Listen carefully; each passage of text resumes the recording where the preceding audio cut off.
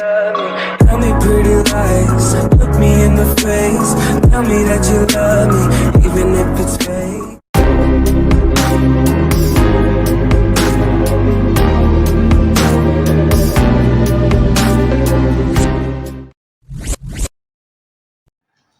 Om Sri Krishna Parabrahmane Namaha. As we have to understand the characteristics of Prakriti and Purusha, it describes in Vedic literature.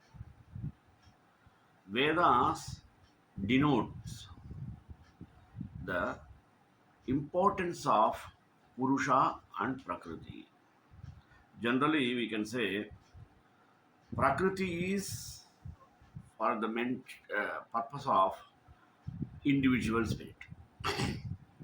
Purusha is individual energy. When we come across Purusha and Prakriti, there are so many contradictions to be noticed. Everyone has to know the essence of Purusha and Prakriti. There should be the knower in the field of this Purusha and also the Prakriti. It will have a bit of reflection. In this regard, we have to understand the importance circle of this. In this regard, we can get many facets. Even the supreme spirit is also called Purusha. It is supported by Prakriti. We can find out in this body. Even we get the witness also in this regard. Basing on these, we can get the consenter and also the supporter, even the experiencer, and transcending rebirth also discussed variously in Purusha and Prakriti topic. We can also get the ways of gaining this type of knowledge called Purusha and Prakriti from our ancestral Vedic literature. Vedas emphasize much on this Purusha and also Prakriti. Whatever it may be, both are one of the pervading all things. That's why there is an instinct in everywhere we have to go through these type of Purusha and Prakriti, whatever it may be. We have to come to the conclusion to understand the various characteristics of Purusha and Prakriti that also having interaction. Basing on these things, today I took the topic of interaction of Purusha and Prakriti. Let us start with prayer.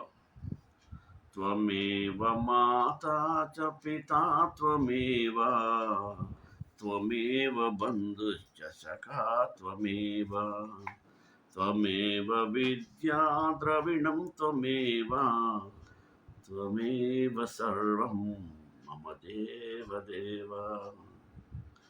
Before continuing, we should first be reminded that what is said of Brahman and Prakriti is also to be applied to the individual spirit. At the same time, the Purusha and its individual energy levels are Prakriti. इति क्षेत्रं तथा ज्ञानं ज्ञेयं चोक्तं समासतः मद्भक्त एतद्विज्ञाय मद्भावो योपपद्यते. Beginningless source is called this. Let us know that both Prakriti and Purusha are beginningless and know that the modifications and the gunas arise from Prakriti. This sloka is quite pivotal for our correct understanding. First of all, both Prakriti and Purusha are eternal, without beginning, and therefore without end. It means that Prakriti is not a dream or a mirage, something that will cease to exist when realization is attained. Though our mistaken ideas about Prakriti will melt away. Prakriti is like the screen in a theater. The movie will end, but the screen will remain in a theater. The movie will end, but spectators will go away. Next, all things originate in Prakriti, and so do their modifications. For the gunas, the primal building blocks of manifestation themselves are called Prakriti. Two important ideas come into play here. One, nothing ever comes from spirit or is done by spirit. Number two, all that we see or seem is but a dream within a dream, namely Prakriti, that is called the creative energy. Therefore, although we must never forget our essential nature as a spirit, everything in our experience in the field is an objectification of Mula Prakriti, the root energy from which all things are formed. For this reason, yoga is very much a matter of Prakriti, for it is a Prakriti that needs to be refined and evolved to become a perfect reflection of the Purusha. That alone is called liberation. So, yogins pay great attention to such things as diet and health. Meditation practice itself entails certain necessary elements, which is why Patanjali lists asana, pranayama, pratyahara, and dharana as prerequisites for meditation. Prakriti is declared to be the cause of that which is to be done, the instrument, and the doer. The Purusha is declared to be the cause in the experiencing of pleasure and pain. This verse is extremely difficult to translate. The idea is that Prakriti is a source of both action and instrument of action, but Purusha is the source of internal reactions, our experience of pleasure and pain that result from the movements of Prakriti. Consciousness is an attribute of the Purushartha. We know Purushartha, Dharma, Artha, Kama, Moksha. These four are called Purusharthas. The more conscious we are, the more we identify the consciousness itself rather than objects of consciousness. The more real we are.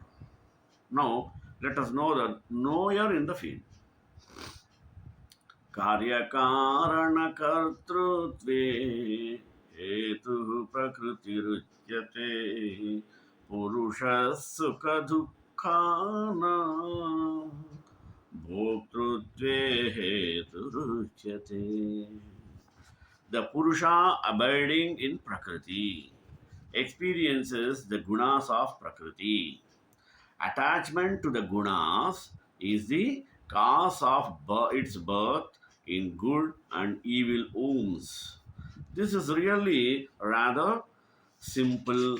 We experience the different modes of materiality, and our reaction to them, whether positive or negative, intensely attaches our awareness to Prakriti.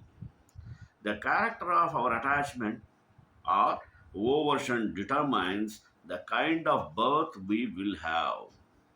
Most translators employ the expression good and evil wombs, and Prabhavananda has a pure or impure, but the Sanskrit says, Sadasat yoni janmasu, birth in real means sat, and unreal asat, wombs, or birth in true or false wombs. This is a purely psychic or spiritual expression. Sentient beings returned, Prakriti exists in a vast scale from totally ignorant and basically unconscious up to subtle and expanded consciousness that approximates and reflects the consciousness that is Brahman. It is this degree of reflection of the divine consciousness that determines how real or unreal the birth and body will be. The closer to God we are, the more real we are, and the further away we are, the more unreal we are. This is completely psychological, not spatial. Nevertheless, it should make us think carefully about every aspect of our life, including those we associate with. How real are we? And how real is our life? If we wish to approach reality and unite with it, this is a basic requisite. A sure sign that an aspirant will fail in spiritual life is his neglect of this crucial scrutiny. It is an extension of the adage: if you fail to plan, you plan to fail. So, a bit of reflection. It is so common for spiritual aspirants to say that they are different from their families, that they feel alien to them, etc. But this cannot be true.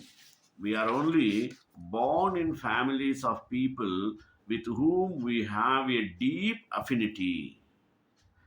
True, that affinity may be more subconscious than conscious, but it is there and is a force to be reckoned with.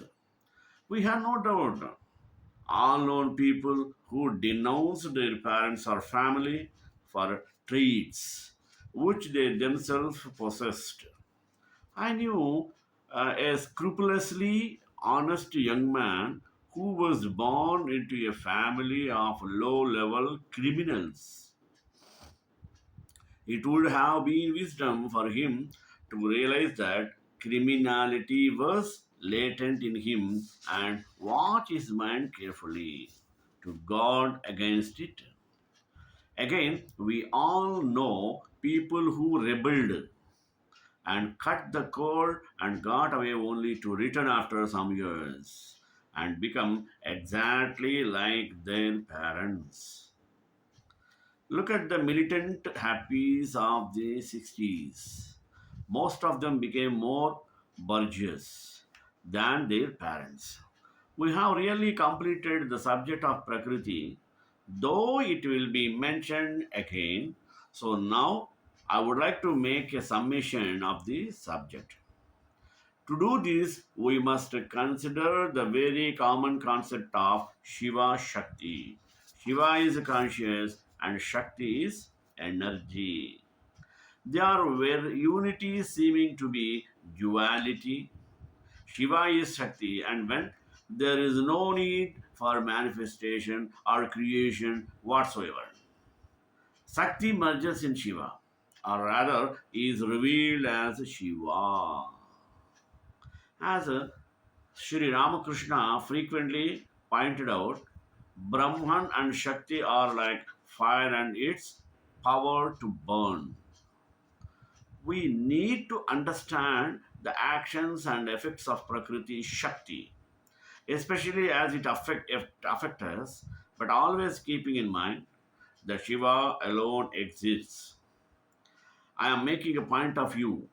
This because some teachers in India maintain that Prakriti is just a kind of inert lump that exists coeternally with Brahman and becomes shaped into moving manifestations.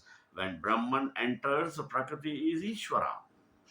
This is an impossibility. Only Purusha, either infinite or finite, really exists. Prakriti or Shakti is only the thought, the dream of Brahman Shiva. We have to talk about it because we are presently in the net movement of creative energy by the will of the weaver with Brahma or Ishvara. Many facets. The Supreme Spirit in this body is called the witness and the consenter, the supporter, the experiencer, the great Lord, and also the Supreme Self. Let us see the Supreme Spirit. These are all titles of the one who is incarnate in the universe in all bodies. These major titles reveal its function within matter. We are considering the absolute here, not any intermediary or secondary aspect or secondary form manifestation of the Supreme. Our own spirit, all is under the direct control of God and of us as well. Ishvara means the ruler, the controller. Just as God is a great ruler, so are we on the individual level. We are in total control of our personal life sphere. True, that control depends on the supreme control of God, but it is none the less absolute, though finite, in the body. In its essential nature, Purusha is beyond any designation or discrimination or discussion. But when it enters into embodiment, the Supreme Purusha as a cosmos or individual Purusha as a relative incarnate being, then we can speak about it. The witness. Upadrashta means that the Purusha perceives everything. Nothing is left unknown to it. This applies both macrocosmically and microcosmically, but equally important is its implication that the Purusha is always observing, but itself is never the actor, nor does it become somehow transmuted into what it witnesses. In no way does it become part of what it sees. This eternal objectivity is a prime trait of the spirit. Let us see the consenter. Anumanta is a very interesting word. It means someone who consents or permits and even approves something. The idea is that both God and the individual spirit have agreed to the process of evolutionary creation. We did not just get dumped here by a deity who gave us no choice. We decided to enter into relative being, and on the strength of that act of will, we did so. We have agreed to everything that happened to us from when we were manifesting as an atom of hydrogen and all along up the scale to right now. You are only reading these words because you have already decided to in your higher mind, and your reaction to them will be determined accordingly. Now, let us understand that consent is not approval and enjoyment. We see just by looking back in this life that we have done things that did not merit approval, that we should not have desired. For example, revenge may be sweet for some temperaments, but it is never right or worthy of us. Yet, when we agreed to come on to the playing field, we were aware of what might befall us. We allow everything that happens to us because it is necessary for our learning. We have always from a long time ago and far beyond this world permitted the whole thing. We are not being helplessly carried along, though the ego might think so. Yes, we even approve of all the past, present, and the future. For ultimately, it will lead to our perfection in God. The little steps along the way may be miserable and even contemptible, but however mucky or chancy the ruts of the ladder may be, they get us to the top. Once we step off into freedom, it will all be seen as well worth the doing. The supporter. Nothing exists without the subtraction or substratum of spirit. It supports and bears up all that is, so it is called Bharta. Let us see the experiencer. This is very interesting. We have already been told that spirit is seeing everything. But now the word Bhokta tells us that it also feels it as well as sees it objectively. So the spirit is both objective and subjective, both transcendent and immanent, yet without really becoming anything other than what it eternally is. This is a crucial insight. Further, it tells us that ignorance, indifference, or numbness in relation to the world is not spiritual, but degraded. We see this in the saints. They are more conscious, more reactive, and more involved than anyone else. Yet they remain ever what they truly are and never forget it any time.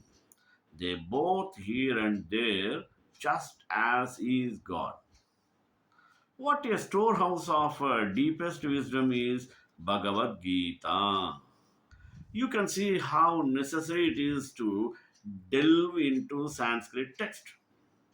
Learning Sanskrit as an additional language is a Herculean labor, but with a few good dictionaries and word for word translations, you can mine the treasures of your stresses for yourself. In this way, let us find out transcending rebirth. He who thus knows the Purusha and Prakriti along with Gunas, whatever be his settle of education, he shall never be born again. For this, ways of gaining this knowledge. Lord Krishna gave a broad outline of the ways in which we can come to know the field and its knower. य वेत्ति पुरुषं प्रकृतिं च गुणैः सह सर्वथा वर्तमानोऽपि स भूयोऽभिजायते. Some perceive the self in the self by the self through meditation, others by Sankhya Yoga, and still others by Karma Yoga. The first half of this is an explanation of what authentic meditation really is. All that glitter is not good, and all that is called meditation is not really meditation. Krishna will help us determine what is real meditation. Meditation is a process by which we perceive the self in the self by the self. We both start and end with the self. We do not bother with anything that is not the self. Meditation is direct, immediate experience of the self. Just as it takes a while to take in a vista reaching from horizon to horizon. In the same way, it can take time to fully see the self in its infinity, but still we start out perceiving it, even if only in the form of the peace and stillness that is a trait of the self. How is the self? The means which we perceive the self. When you eat salt, you know what salt is.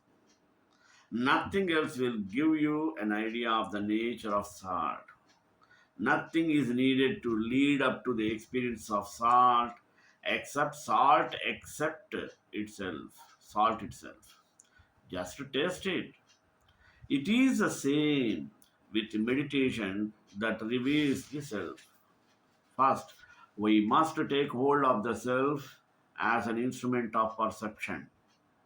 Lord Krishna then tells us that by Jnana Yoga, study of the Sankhya philosophy along with pondering on its principles, the seeker can also gain glimpses of the truth of the self. This is because thoughts are things, and the Sankhya philosophy is the thought of the sage Kapila, about whom Krishna has already said. Among the Siddhas, I am the sage Kapila. When we study the teachings of Kapila, we will absorb some of the power of his enlightenment that lies behind his words. It is a matter of vibration. At the same time, it is the Gita, which is why we should read it every day till the end of our lives. Also, Krishna says that the self can be intuited by those that engage rightly and wholeheartedly in Karma Yoga, acting with the consciousness that the self alone is real, while dedicating each action to God, the Supreme Self.